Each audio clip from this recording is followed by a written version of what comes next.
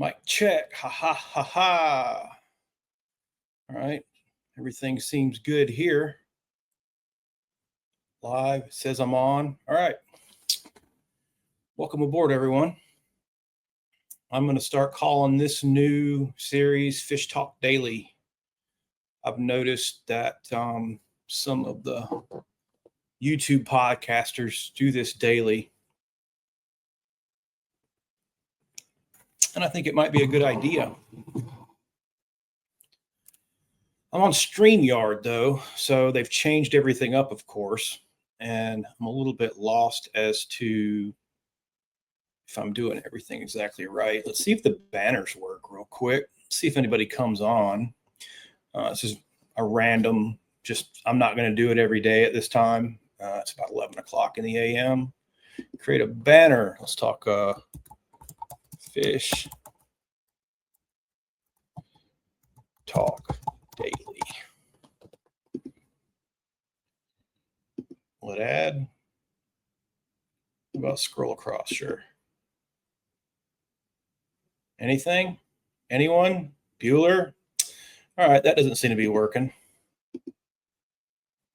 Unless I'm blind. Hooking up. What's up, my guy? Welcome aboard, man. Two folks here on an unannounced live. Appreciate you guys. Got anything you want to talk about? Throw it in the chat.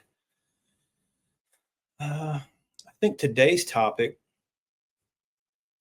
Oh, nothing's up. Hooking up, man. I've been taking a break from trying to record my life.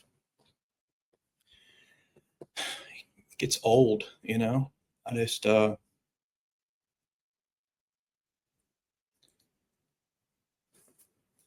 doing live fishing. That's a good idea. I've tried it a few times, but I get problems out here in the national forest with connectivity. So it's much easier to have something consistent where I can hook up to the Wi-Fi and just sit in here, you know. But it's something to definitely consider, you know, when I'm out fishing, if I can get a signal. Yeah.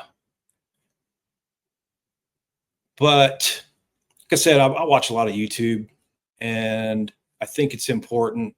I'm just kind of copying people to see what'll draw the most engagement,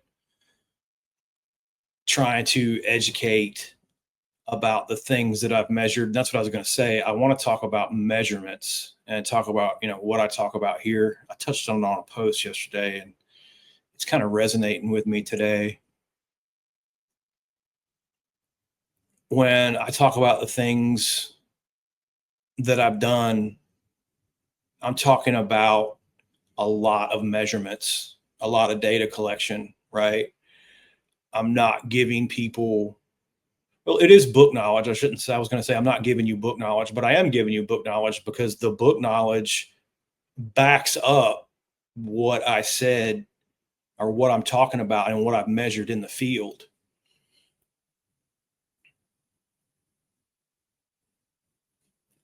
Are you clocking in? Appreciate you coming in, Jackson. It'll be on the live thing, you know, once it goes off. You don't have to watch them live. You can watch the reruns, you know. And I'm using StreamYard here. I might re-upload the live as like a video, you know, so it's shared differently in YouTube. It's hard to gain traction, and then once you get traction, it's hard to maintain it, you know. It's a lot of work. But, you know, that being said, I'm just kind of copying. I think I'm going to do this every day, and I'm going to do it at random times every day until I find something that we can get a lot of people on. I'm assuming, you know, after work, you know, 5, 6, 8 o'clock at night, something like that. Yeah, man, appreciate you. But 8 o'clock, you know, 9 o'clock at night, something would probably be better for most folks. And like I said, I hadn't done this in a while, and I wanted StreamYard to wanted to get everything back up and running. So I just decided to do it on my day off right now. While I was thinking about it, really, more than timing, or I didn't really anticipate anybody being here, but here you guys are. Appreciate it. Anyway, so I get a lot of blowback, talking about, I guess everybody does online. I've gotten used to that. It doesn't really, affect me personally anymore. You used to get into, like, I don't even want to call them arguments. I guess debates is a better word. I don't really feel like you can be in an argument with somebody who's not face to face, but I've noticed a pattern in that. And that pattern is, for lack of a better term, groupthink nonsense. What everyone says about something, or how it's been portrayed in media and on YouTube. I'm gonna lump YouTube and television and everything together. There's a lot of misinformation there. So I'm trying to combat misinformation with math and measurements and, science. And there seems to be a disconnect as to what we're talking about, because it'll go back and forth, and then it'll be like, well, people are allowed to have different opinions. And that is true. You're definitely allowed to have different opinions. But the things that I discuss primarily, I try to be real good about making a point. Like, this is my opinion and this is not my opinion. And when I start talking about fisheries management stuff, I'm really not giving an opinion, because I've measured it many, many times, mathematically. And that's hard to, I guess, get through to some people, because all of the fishing channels are opinion-based fishing channels. They'll give their opinion on how to fish a lure. They'll give their opinion on how to spool your rod up, how, spool your reel up. They'll give their opinion.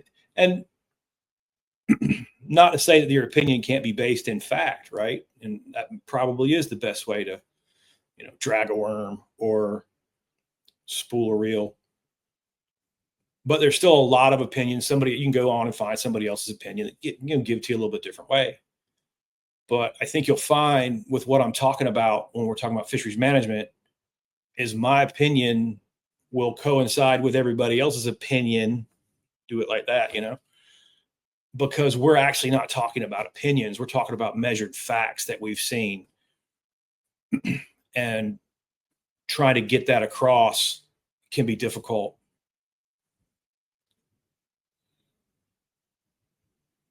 That's right, Hooken. I mean, his comment here is, someone else's way might not be the best way for you.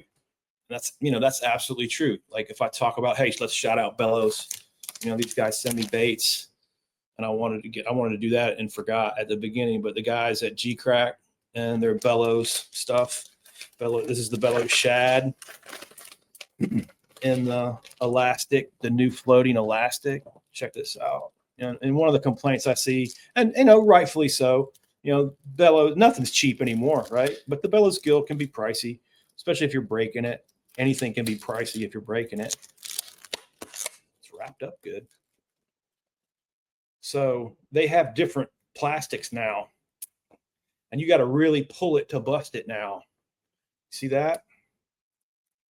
I mean, I am pulling that thing as hard as I can pull it to get it to break. And the other ones aren't as sturdy. I made a post about it today. If you bust the head out on your Bellows, I'll use the back end of it as a trailer for anything, really. Jigs, bladed jigs, whatever. And it helps it not roll on the bladed jig, crawl it over and through wood and stuff like that. But they've improved the product. They've done different blends of plastics and improved that product a great deal. And I like the floating one. I like the floating one on Carolina rigs, and I also like the floating one as a trailer, because on your lighter baits, it'll change the rate of fall. And I do a lot of verticals drops. I'll fish that high in the water column and then stall it and let it fall to a spot vertically. It's a trick I learned in a bass club years ago, fishing around bridge pilings.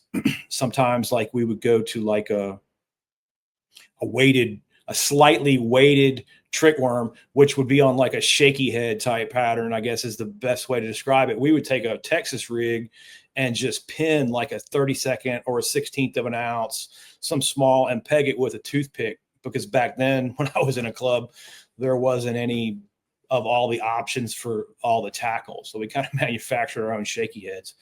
But that 32nd of an ounce, and then combined with a floating bait, changes the rate of fall a great deal. And as we all know, in bass fishing, it's a little bit different presentation can make all the difference. And that's what I like about the bellows gills and the G crack baits is you just don't see them. They're a new company. They're not widely available. Not everybody's fishing with them. And it's been a good company to deal with. They're a great group of guys, good sense of humor. I'm paid in baits. I'm not paid to promote them. Like they're not sponsoring the video or anything, but they have certainly sent me enough of their baits to promote them as much as possible. It's a good bait. Yeah, man, that's exactly how we did it back in the day. So I should have done the G crack promotion right up front. This will get smoother as I go along. Get back into the flow.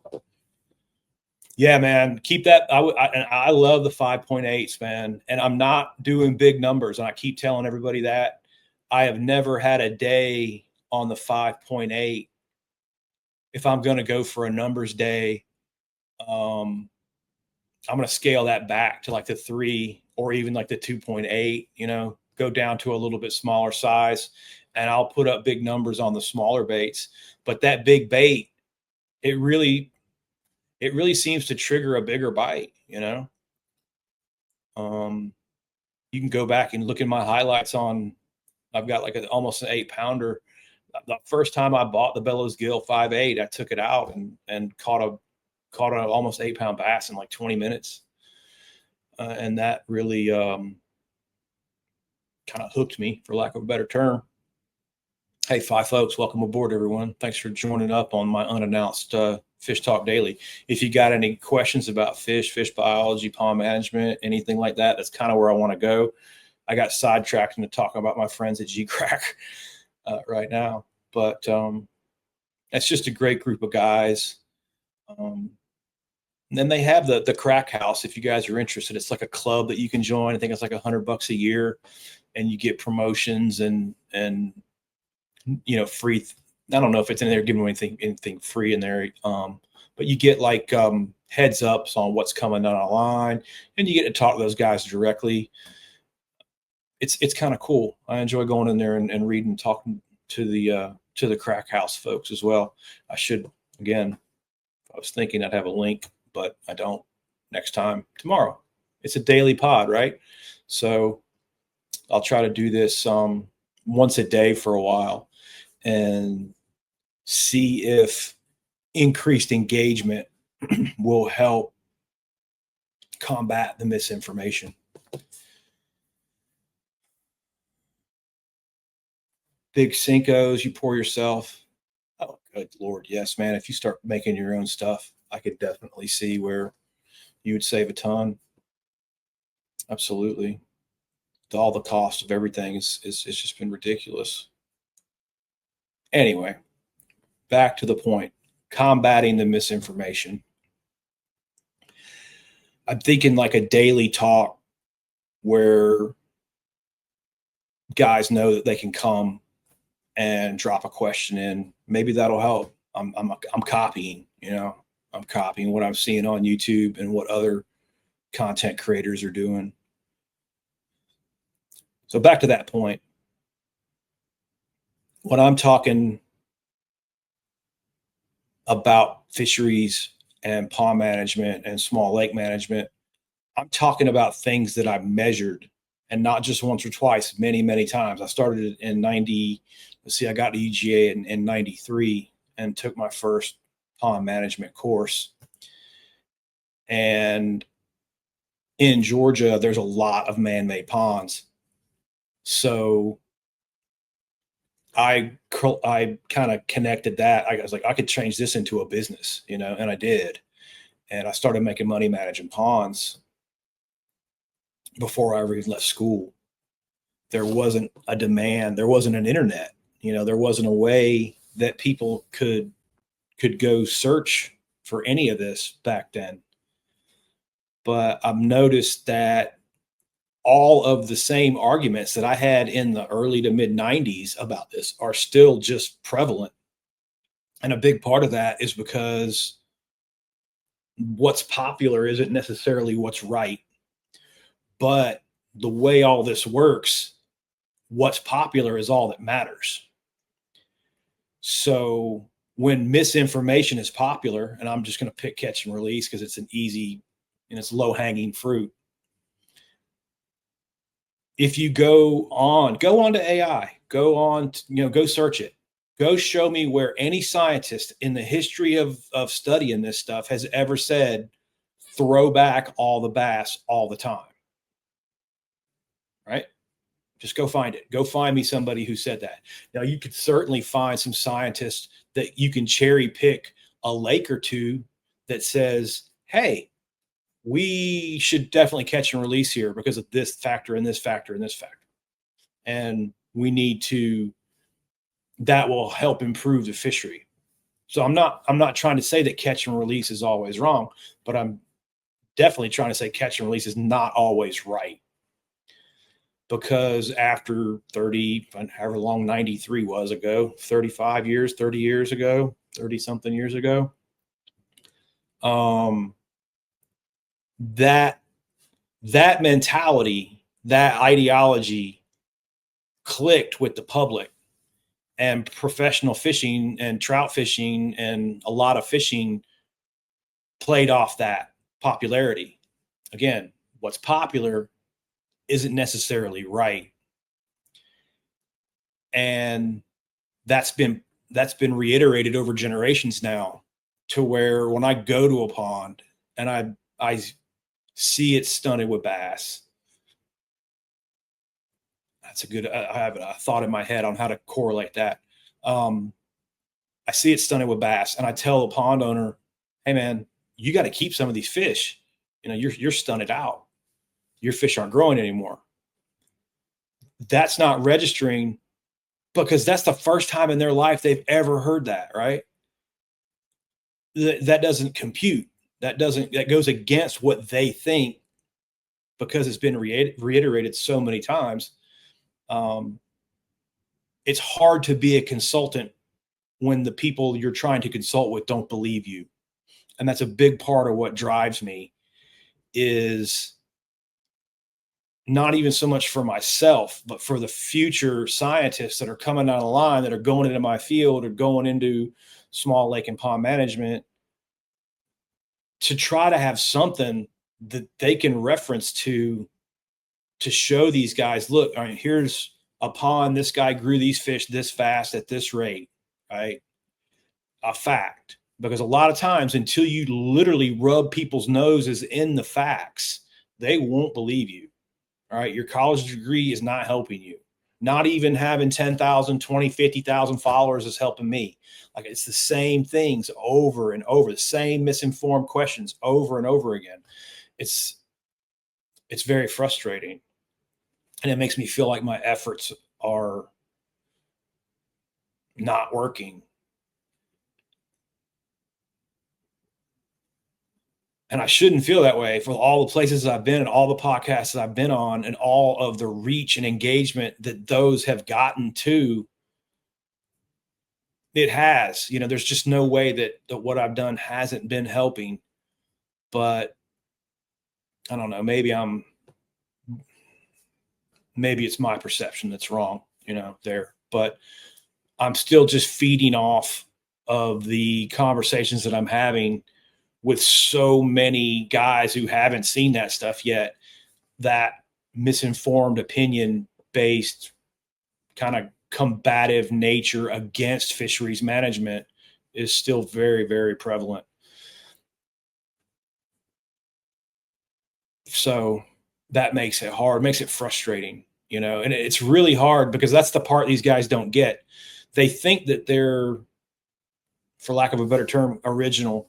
I've answered all these questions. I have a canned response in my head that I've repeated 1,000 times now for almost any question that you can ask me about this, because nobody really asks anything unique or interesting about this stuff. It's always in the same frame. It's always in the same kind of ideology. Preston, what's going on? Preston's a fisheries biologist that we've had on here several times. Oh, he's going to the black bass. All right. Awesome. Awesome. Let's plan on having you come back on, man, after this. And I wish I could go. I got a day job. Unfortunately, YouTube doesn't pay my bills, so I got to work. But another reason why I've been a little bit slack on this, I've been working full time. Tired and hungover. Yeah, that'll be a good time. I wish I could go check that out, but that's another thing I want to do. Get these guys on here and promote them.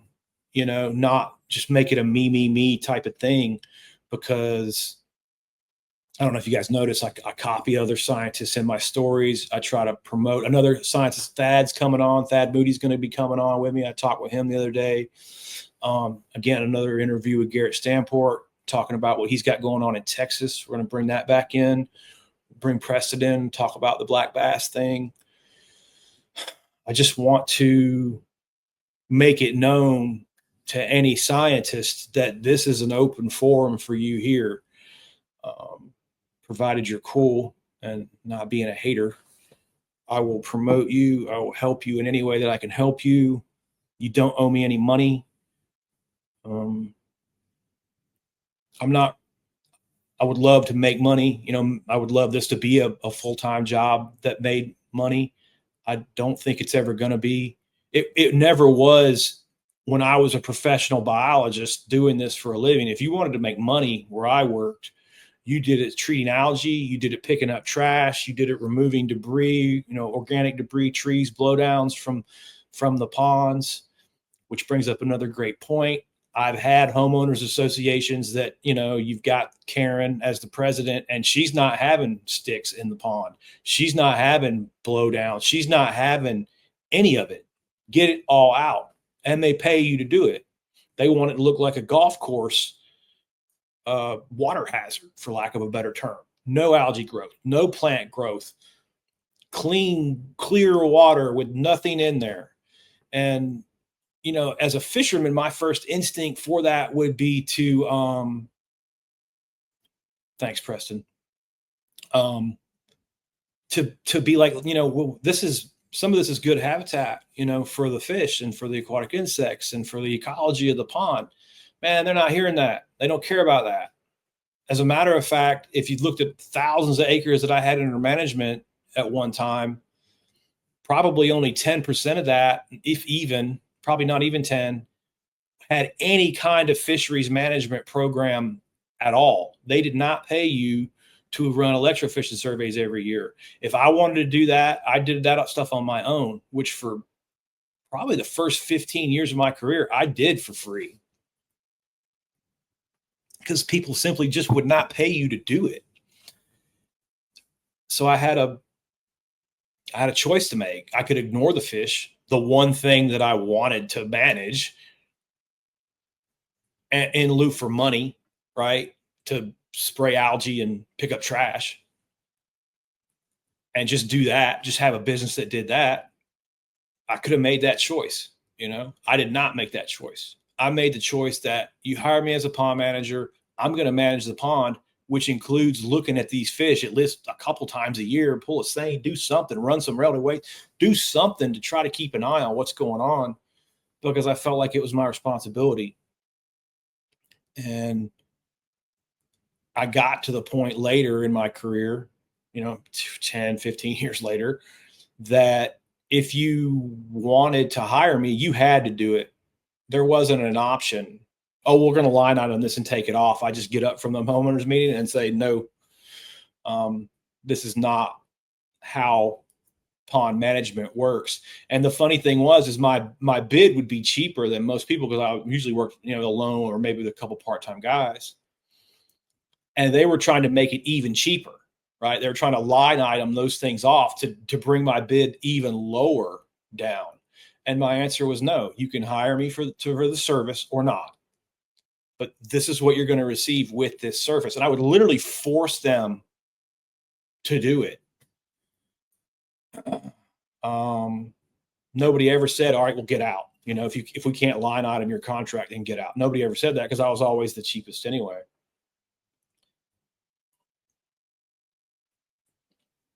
So back to the golf course pond thing, I had a thought there. So a lot of my ponds, for lack of a better term, wasn't managed for fisheries. They didn't care about any of the habitat. They made me remove the habitat, right? So I started to learn from those ponds that even though I took all the stuff out, even though I'm kind of working against what would be ideal fisheries management for the pond, I could still grow decent fish. I still had healthy fish. As a matter of fact, I could manage it as such that the fish would be extremely healthy and in extremely good condition, even with everybody taking the habitat out of it, right? I was able to figure out it's usually harvest, honestly. And it brings us right back to that catch and release mentality, where when you're throwing everything back, that's not the healthiest thing for the complete fish population, right? And I think that's another important. I get a lot of guys I talk about relative weight a lot because it's an easy calculation that you can do in the field. And I'm talking about how relative weight impacts bass weights a lot on here. But one thing I need to try, it's hard to articulate how those weights, all the relative weight, the bluegill relative weights, the crappie relative weights, any other catfish relative weights. So when you see the bass weights down, you also saw the relative weights of everything else down. And you could rate the entire health of the fish population. Every fish in that population is poor, not just the bass. It's hard to articulate that, especially, I don't know, maybe I'm just not smart enough. Maybe I'm not doing it the right way. Maybe people aren't trying to hear me. I don't know. But that's where I'm kind of coming from. I'm trying to draw off years and years and years of experience and the general trends that those combinations of fish tend to produce. And of course, you'll get some guy who comes in, and many thousands of guys that come in and say, oh, I've seen this and I've seen that. Well, yeah, you can go and cherry pick certain things, but it still doesn't discredit the general trend that I've seen over 30 years, right? No, not every single place works exactly the same way on the same timeline because of many factors: weather, location, substrate. I mean, we could go on and on for a day about that. Oh, got a comment.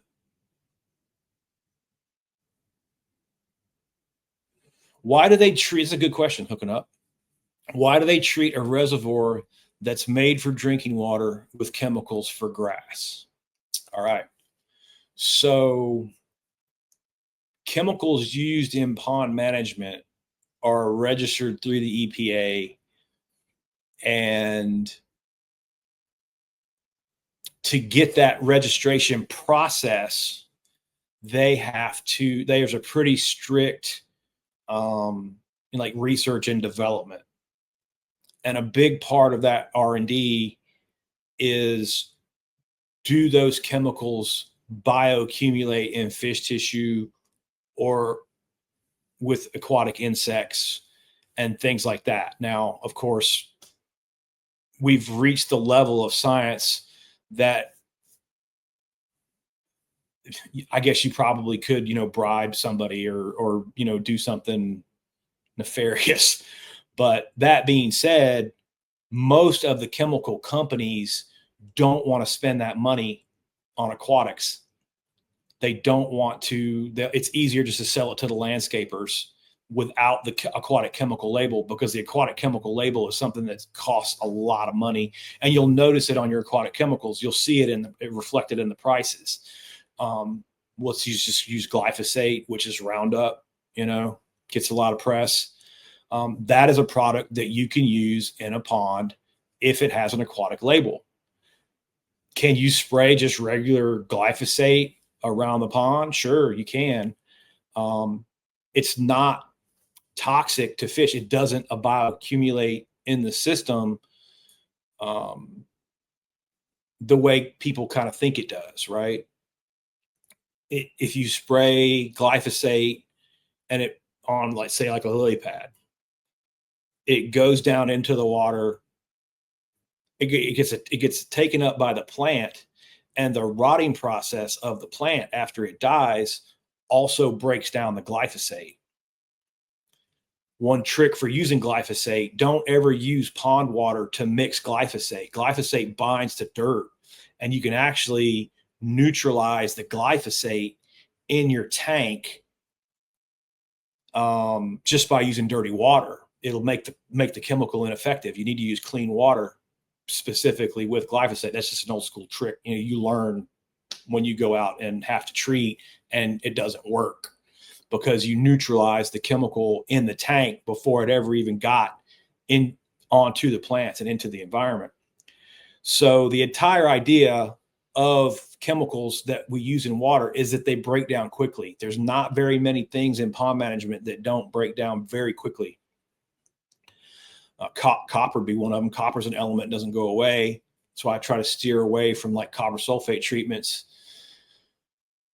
because that will accumulate in the substrate, and I don't like things like that. So just in my head, from a responsible pond manager standpoint, I'm trying to reduce the amount of copper that I use for algae control. Now, does that mean that I can get away from using it altogether? No, but I was all constantly looking for ways.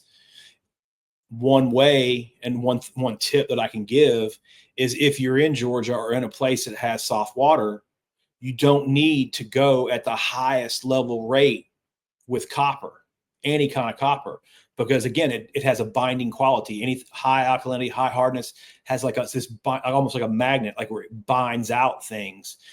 And until you go across the country and do treatments and work in different places, you don't see those changes. The water quality will definitely impact the amount that you have to use. So when I go pull like a hardness test or an alkalinity test in a Georgia pond, and I see like 9 parts per million, 10, 15, 18, 20 parts per million, super low alkalinity and hardness, total hardness, I instantly know, just from years of experience, that I can go below label rates because it's not going to bind out on me. Whereas you go to the Midwest and it's 200, 300, 400 parts per million, whatever. All right. Now you're in an opposite water quality situation, and you've got to go to the upper end of the spectrum. You're not going to go down to the low end of the spectrum on that, because you've got a chemistry issue that's going to bind you up. So that's a really long answer to come back to: those chemicals aren't contaminating the water permanently, because they break down in the environment as they're designed to do. Most people don't understand that. They think you put chemical in the water, it's there forever, and you've polluted the water forever. But again, based on my experience of 30 years of using these products around the water, they tend not to accumulate that way. And that's why they're legal to use in drinking water. All right. Follow up to that, it's got a lot of coontail, and it's stacked up with nice bass. Okay. Yeah, they're what they're doing there, hooking up, is called a bucket treatment. Um, they're moving the boat. They're using GPS, okay, and they're moving the boat at a certain rate when the wind and wave action. If I let's look at it a different way. If I wanted to treat one side of the lake, and I know I need a concentration a certain amount, let's say a part per million, right? I can calculate, all right, there's average depth of that bank of, where we're going to put the chemical down, and length of the bank. I know that it doesn't matter whether I put it into a sprayer, put it into a hose, or simply pour it in the water. If the wind is blowing in this direction, I want to treat this bank, right? And the wind is blowing in this direction. I just have to move the boat at the right speed along that and allow that drift to drift into that treatment, right? And I've always used the term bucket treatment. If you're good and you know what you're doing, you can meter that out and you can put it along that bank and just let nature kind of blow that chemical into there for you, and not have to distribute that chemical with a sprayer per se. I learned over the years, just like what you're saying, people who don't know what I'm doing, or I got away from that. And what I did was, is I ran just a hose out the back that went literally to like a garden nozzle that I could adjust, like a garden hose, a brass one, the kinds that you can turn. Um, and I would have my sprayer pumping just into the prop wash. And then I knew through speed, we learned that stuff in school, how much to put down. So that's another important part. Just because they're dumping a 50-gallon drum, or they're metering out of a 50-gallon drum, doesn't necessarily mean the entire 50-gallon drum went in. And all of these measurements are highly, highly calculated.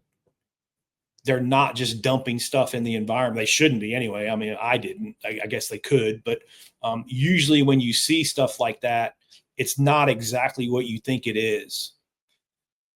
Um, it's not just pouring chemicals in the water for profit. Now, that's not to say that there aren't companies that do that. Like, for example, I would go, if you had a problem. Well, let's just use coontail. Coontail is not the best example, and pondweeds or something are better. But I would go to you and I'd say, look, you've got a submerged plant that grass carp will control. Coontail is a little stemmier, so you're going to need a higher density of grass carp, which is no different than putting cows on a field and not having to mow the field. The grass carp will feed down on the plants that are there, but they're going to go to the most highly preferred plants. Some plants they don't control at all, like algae, duckweeds, anything floating, they don't really do very well on, because they have subterminal mouth. They like to feed down. Excuse me. So I would go to you and say, hey, you should stock grass carp, and you should stock them at a high density per acre, because you have a low preferred plant, but they will control that. Or I might have to go there and say, a lot of times, hey, I want you to stock grass carp in my pond, but I go to their pond and they have a plant that the grass carp won't control. You have a choice to make in both situations.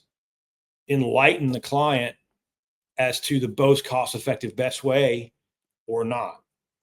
So if I put you on a treatment program, it's like hiring a yard man to mow your grass.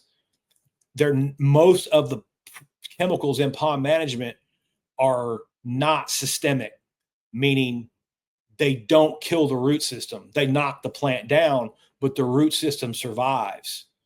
So from that, if you think about it that way, a treatment program guarantees me almost monthly money, right?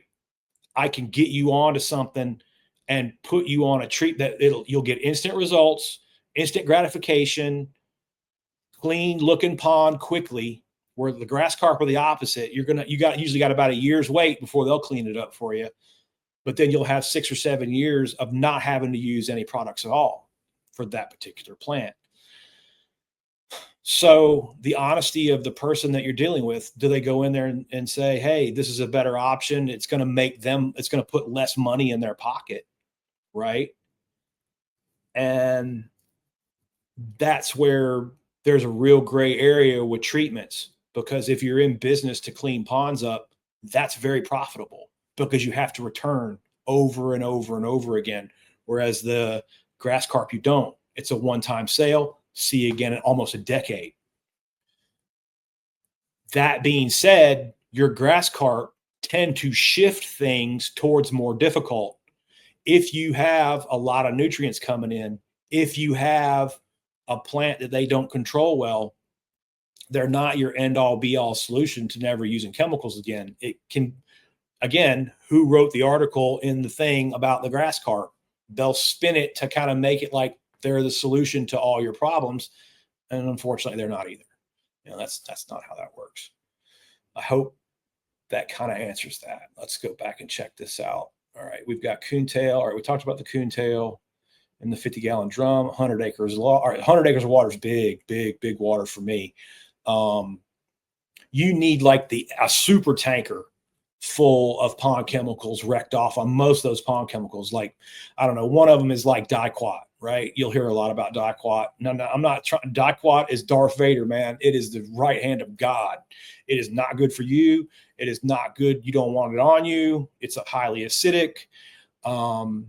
It kills. It is a stone hammer, and it kills plants between 2 to 3 parts per million, usually, depending on the species of plant.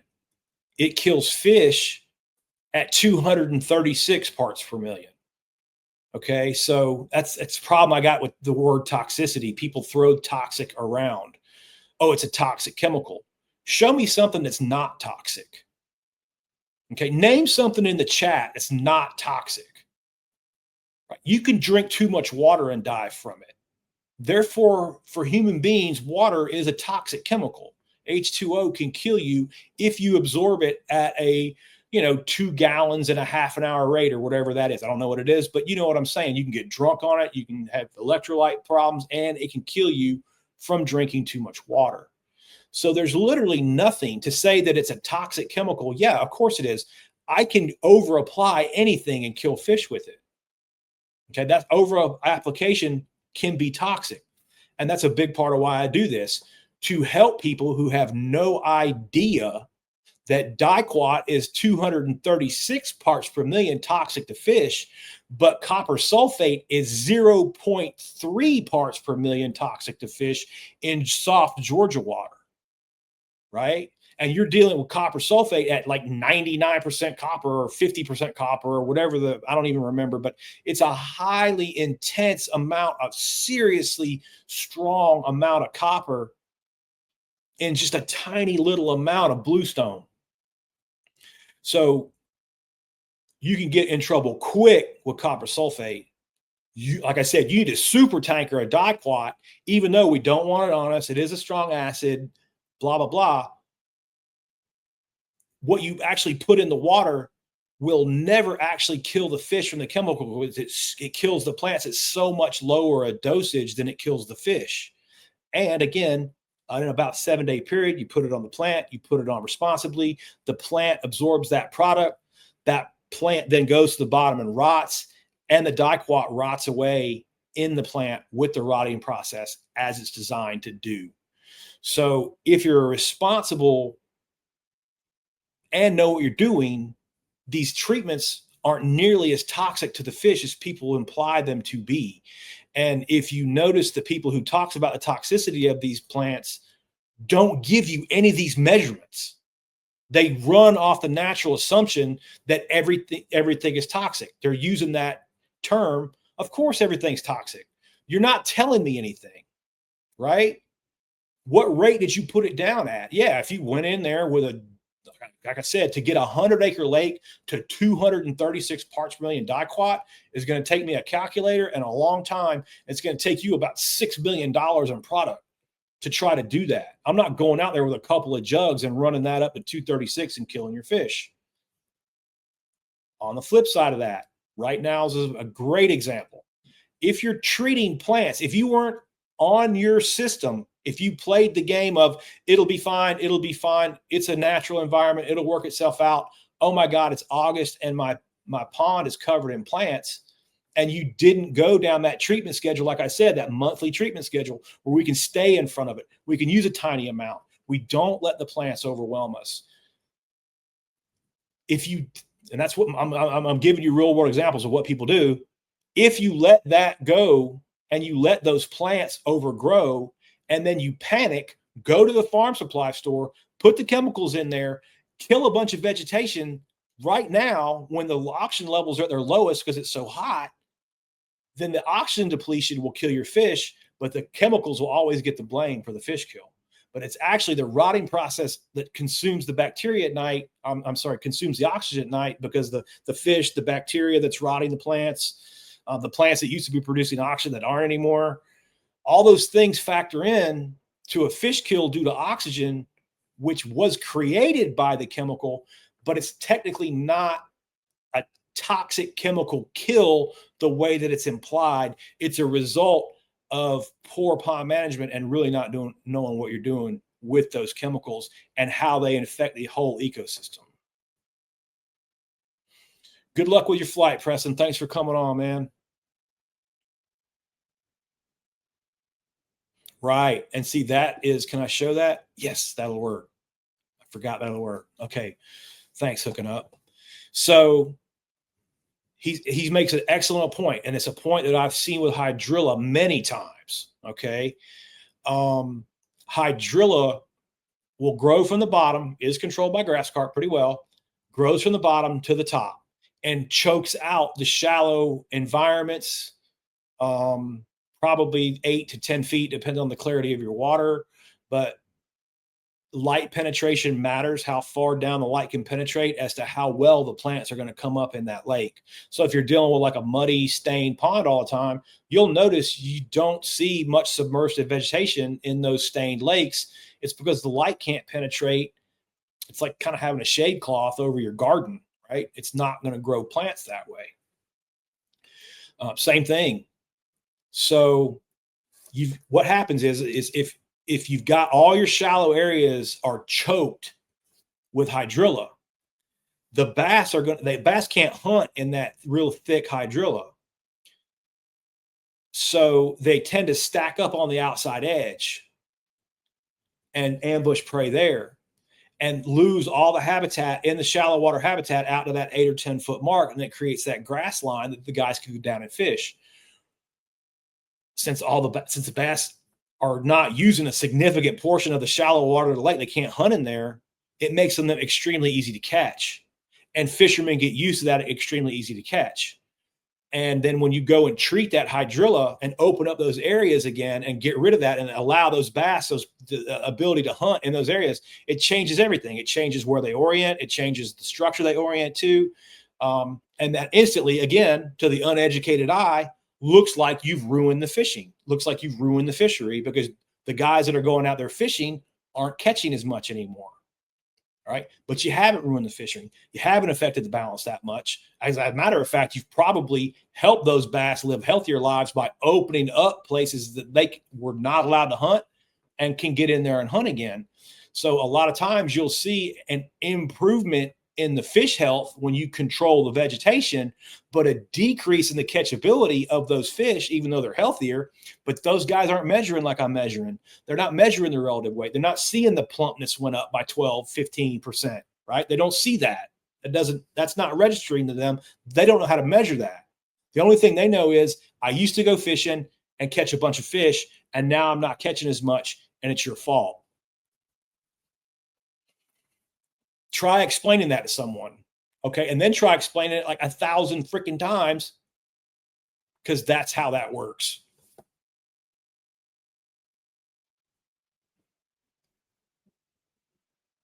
Yeah. Right.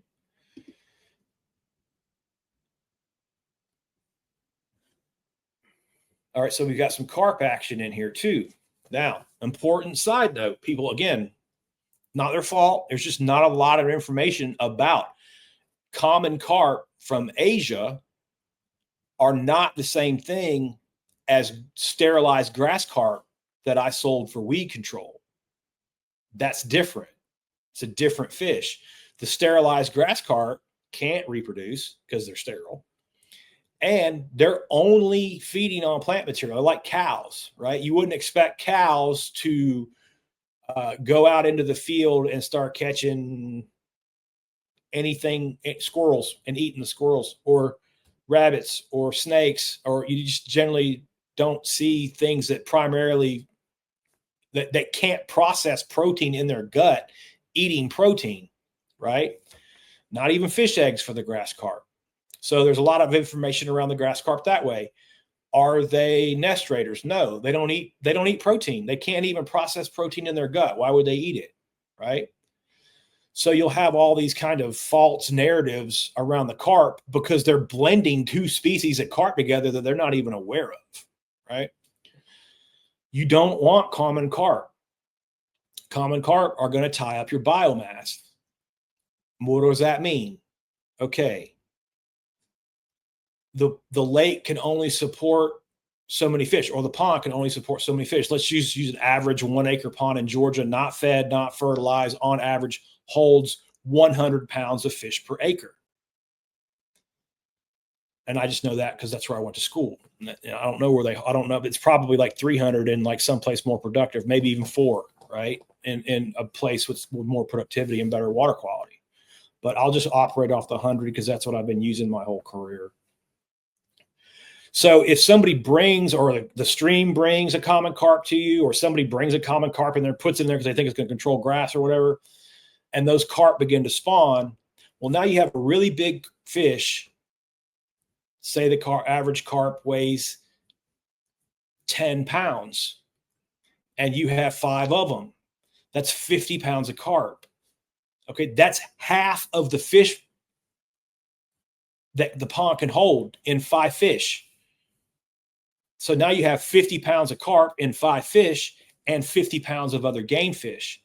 And that's the part guys don't understand. When you're stocking stuff into your pond, it's not about diversity and increasing the forage base. You're taking away. So example, I've made a post about shad. If you've got that 100 pounds of fish supported and 30 of it is in bass and 70 of it is in bluegill, and you stock threadfin shad, you haven't increased that 100 pounds of fish that the lake can hold. It's still holding 100 pounds of fish. It's just now, instead of having 70 pounds of bluegill, you've got 35 pounds of bluegill and 35 pounds of shad. You haven't increased the numbers of fish that are there for those bass to eat in weight. You just diversified the forage base that you already have. And that's why stocking fish without removing bass doesn't work when you measure like I measure. I can't tell you how many times I've seen this. Hey, man, your pond's bass heavy. You need to harvest some bass. Oh, no, I'll just stock some shad. You're not understanding the basics of pond ecology. Okay, that doesn't work. And I can't tell you how many times I've measured that doesn't work. How many times guys have spent $2,000, $3,000, $4,000, $10,000 on shad that doesn't work. And you try to tell them it doesn't work. They're not trying to hear it because they think their money's going to fix the issue, and it doesn't.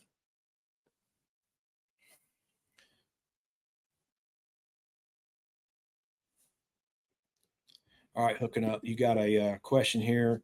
Wouldn't the state biologist take care of it because it's a reservoir? Okay, I'm assuming that we're talking about the carp. Once the carp are introduced, once you have trash fish introduced, there's nothing we can do. Our electrofishing boats can't harvest enough fish. We can't keep enough fish out. An electrofishing boat and nets and things like that are a way to sample a fish population, not correct a fish population. And not your fault. Common misconception that people get that, go there with that. That's why I keep preaching to everybody, do not put these fish in your lake, because once you do, the only way I'm getting them out is draining the whole thing and starting from scratch again. You're not going to keep fish. Let's put it this way. Can you keep enough bass to disrupt a bass population to where another fish can climb up and then eradicate the reproduction for your bass? Yes. Are you personally going to go with your fishing rod and keep all the bass out of the pond and then ruin it that way? No, that's never going to happen. And it's not going to happen for bass. Excuse me. It's not going to happen for carp. It's not going to happen for any fish that you put in there. And that goes back to when we are dealing in ponds or smaller lakes that can be drained. You'll see me tell people, drain it, get rid of everything. Start it with a fish population that is controllable, because what you've got is too many variables, too much diversity in too small a pond. Making the assumption that your pond should be stocked like a lake or even a river, bad mistake. A pond is not a lake or a river. It is managed completely differently. And people are thinking, they think they're making these judgments based on critical thinking skills. But the problem is, like, oh, it works at Rodman Reservoir. Rodman's right back there. There's a diversity of everything back there. Think about it this way. Down at Webster, where I went, they are growing Florida bass. They got tanks and tanks and runways and runways, and they're constantly growing these Florida fish for stocking in public water for public fishermen. Why are they doing that? Because they have a diverse ecological system that sometimes eats all the bass reproduction. And if you want those bass to survive and not be wiped out by blue tilapia, snakeheads, cichlids, and all those other things that are now here that used to not be here, they have to restock them. They have to help that reproduction, because just like I said, something has been put into the system that's crushing the bass reproduction to the point where there's no more bass fishing. So those guys have to replace the bass because nature's crushing it. It's what they do. And they go and monitor and measure all the places where the bass reproduction is and go, oh, had a problem over here this year. Better go stock some, better go help that bass fishery, because whatever, crappie, snakeheads, cichlids, tilapia, whatever, are negatively impacting that fishery, negatively impacting those bass to the point where they're not there anymore. And it's not the harvest of the bank fishermen that's creating that problem. It's the introduction of a non-native, or it doesn't even have to be non-native. It could be a native fish that's really hard on bass fry, like crappie. You can have years where your bass population gets wiped out. That is just a natural occurrence. And that's what those guys are doing. In the same way that I'm telling you, you know what, it would be way more cost effective and way easier for us to manage if we just dump this pond like a toilet and start it back with the fish that we need and can manage. Because right now we have a fish population that's unmanageable. It's going to be outside the scope of what's achievable for us physically. And it's going to cost you 10, 20, 100 times more money over the next 10 years in playing fish stocking games, trying to alleviate this problem, trying to keep this, spinning our wheels problem, when we could just drain it and start it all over and then be operating in a pond, much like Sugar Hill, where, we've got control of it and we can manage it.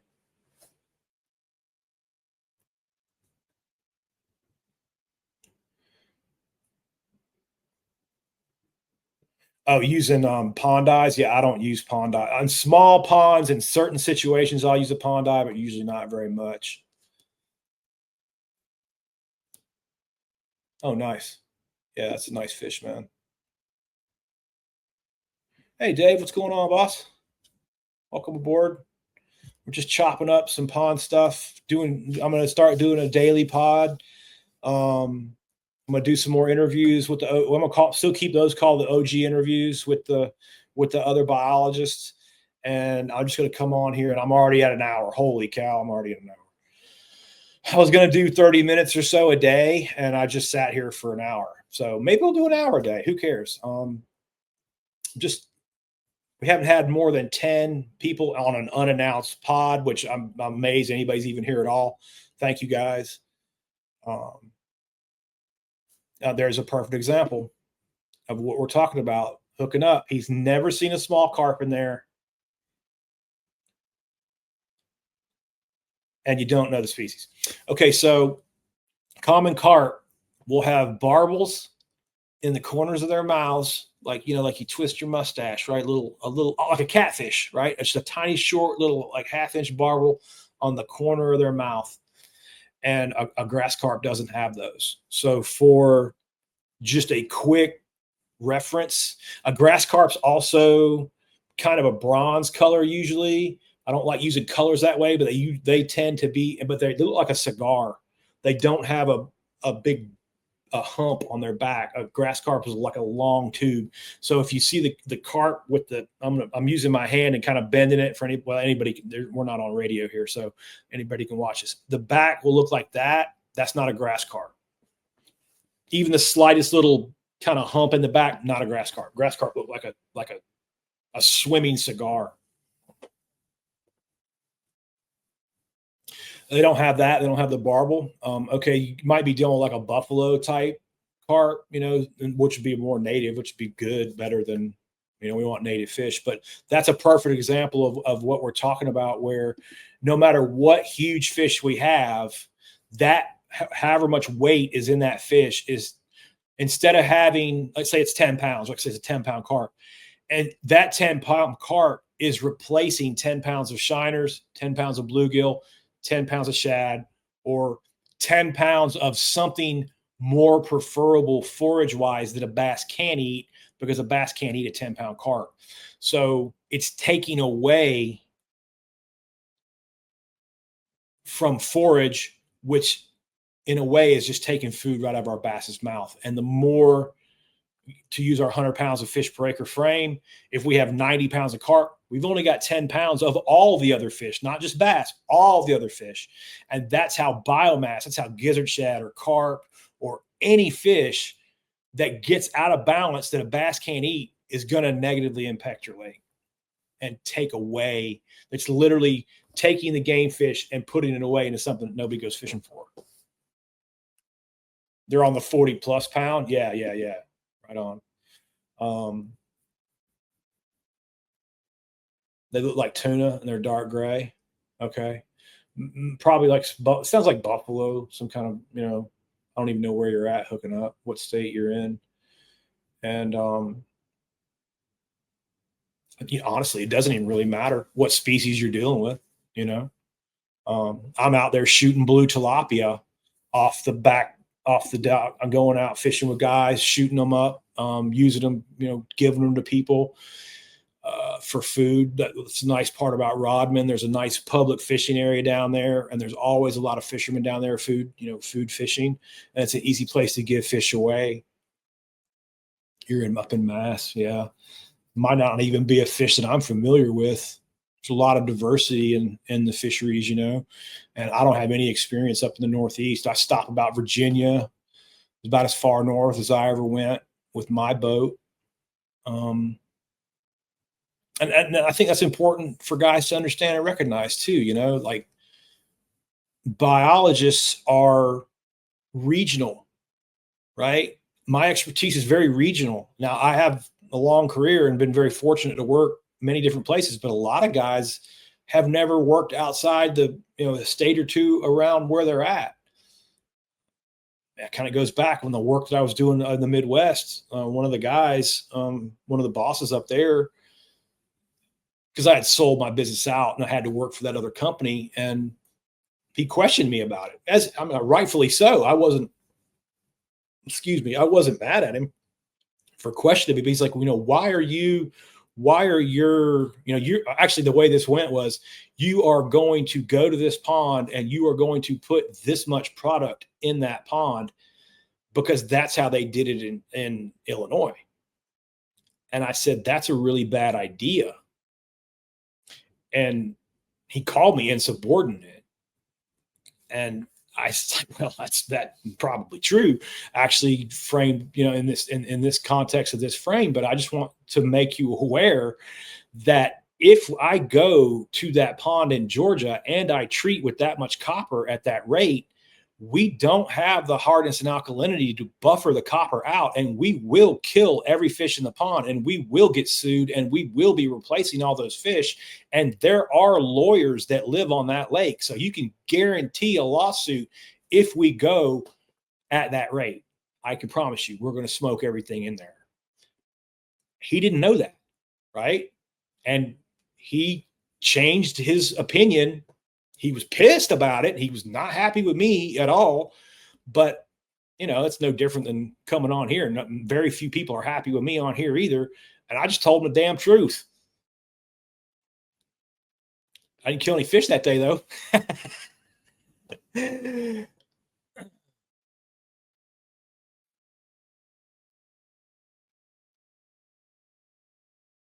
You catching sharks, man? Shoot, yeah, that's awesome. Did you catch the shark in a pond? I had that conversation with somebody the other day down here, man. Uh, he was like, what's so different? I said, that's not a pond. I'm talking about pond management and small lake management. And you're making examples out of a tidally influenced river and 10,000 acre reservoir where no, I mean, there are different things going on out there, like bull sharks that, I normally don't deal with in pond management. But if you don't think there's a bull shark in Rodman Reservoir, if I had any money at all, I'd like to bet all of it. There's at least one. And when you've got things like that swimming around, you've got nature's kind of protection for overcrowding. The bass isn't the top end predator out there. They can get crushed out there.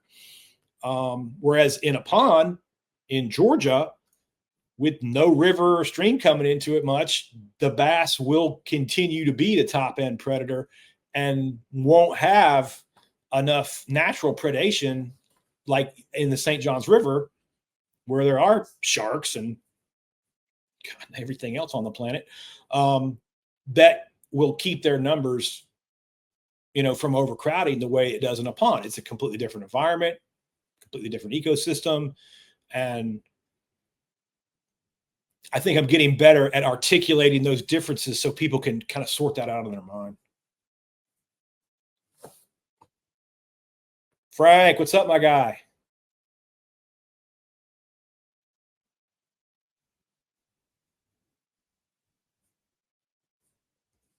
Yeah, bull sharks can definitely live in freshwater. That's right, Dave. Yep, alligators. Great example. Didn't even mention them, but you think there's not an alligator catching a bass or two out there, and keeping that place from overcrowding with bass. Again, we have to understand where we're at and adjust our science accordingly. The science doesn't really change, but the habitats change and the location changes and the water quality changes. And there's a lot of other variables, outside that. And that's why like a certain amount of better term at hate. I don't want to use hate because I don't hate the guy, but I made a post about Randy the other day, and I mean, honestly, I really like Randy, and I really learned a lot from Randy. It's just his misinformation is dangerous, especially for the size of platform that he has. And one of the things that he mentioned is on the video that I watched was, do you think that there should be rules against bed fishing bass or canceling bass tournaments in the spring? The first thought that went into my head is, what species of bass are we talking about?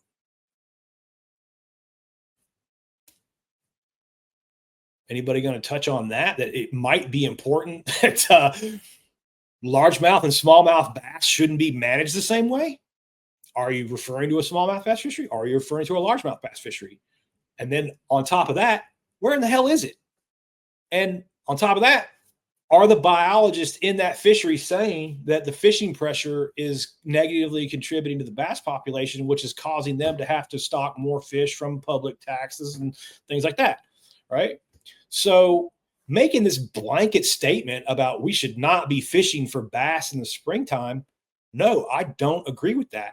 There's way too many variables there to consider before I would ever make a blanket statement about that. But his blanket statement about probably smallmouth bass in a northern lake doesn't apply to my largemouth bass populations in ponds in the southeast. It just doesn't. And if you don't understand that and you're spreading misinformation in that manner, you're more dangerous to fisheries than good.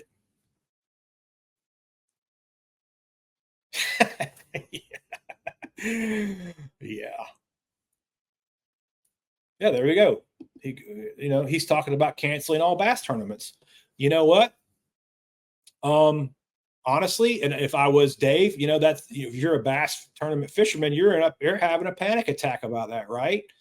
But for the last 30 years of trying to explain the most basic fish handling, the most basic, hey, you guys are unknowingly killing the fish with your tournaments and your tournament fish handling practices that are horrible that you're spreading all over social media. And even when a guy like me or anybody who has ever hauled a fish comes on and says, dude, that is not how we do that. You're not doing those fish any favors by handling that way. I'm met back with a tidal wave of negativity. I'm called PETA. I'm called Karen. I'm called all these things. And I'm the only one sitting here with a literal million miles traveled, stocking and managing fisheries, keeping fish alive is a big part of my job. And you don't want to listen to me because all your buddies in your group think over their chat are telling you something different and gassing up your head and you can't listen, right? So what I see out of the tournament fishermen, how they're doing this wrong. And the first thing is they don't listen.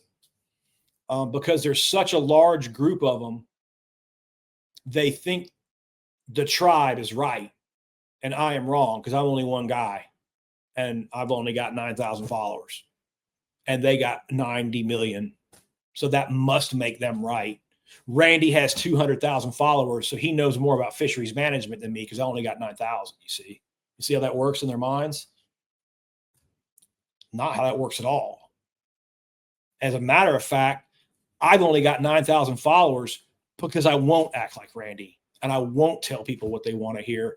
And I'll die on this hill of facts and measurement. And I guess that's what I'm going to have to do, but so be it, because I'm not going to compromise what I know that I've measured with math. 2 + 2 is always 4, right? In my world, anyway, you're not going to get it equal 3. You're not going to get it equal 5, no matter how many people believe you. That's where I'm going to fall. I'm going to die on this hill of what I measured. And again, I measured all the fish, not just the bass. I measured the health of the crappie, measured the health of the bluegill, measured the health of the catfish, measured the health of the bass. Took that all together, wrote a big report with all my years of experience, right? Only to have a guy with 200,000 followers come on and blow it all up because he's more popular than I am. And for some reason, and this is a popularity contest, no matter how much school and experience you have on the subject. So that's what I'm up against. And that's why we're going to be doing this every single day instead of just once a week, because it's the only way that I know how to combat misinformation.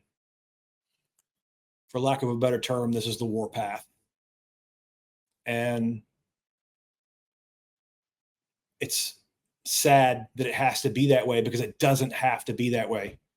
Like, if I can just get those fishing guys to stay in their lane over there and not take the groupthink nonsense that they've perpetuated that's popular, that everybody wants to hear, to make them more money, make them more popular, and to actually go, hey, wait a minute, guys, let's actually use some critical thinking skills here, right?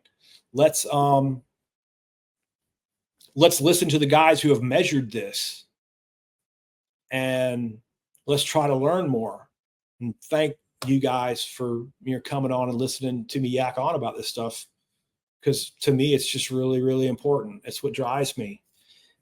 And sometimes I get down, I kind of get depressed because I feel like I'm spinning my tires. I feel like, I'm not making any progress sometimes, but I think I'll just work through it. Instead of just giving up, let's just go daily for a while and see what happens. Keep trying a different way, a different frame it a different way, present it a different way. That's all I know how to do. I'm going to scroll back. I'm going to make sure that I didn't miss anybody's questions, and then I'm going to get off because we've already been in here an hour. And I'll be back tomorrow. Hey, throw a number up in the chat, the 7 or 8 of you that are in here. What time of day would be best for the 8 of you folks to do this? I just did it today because I was motivated and had a day off. It's not going to be at lunch, I expect. I think probably a time later in the afternoon or evening time. And then once I get the best time, then we'll just go with that every single day. And please encourage folks to come through. And that's it. Like I said, just throw a number in the chat if you've got this far. I really appreciate you, and I'll be back tomorrow. See you then. Oh, let's go tomorrow. What's tomorrow night? Let's go about 8 p.m. Let's call 8 p.m. for tomorrow, and I'll try to be on here at 8 on live, and we'll do it all again. Appreciate it. And that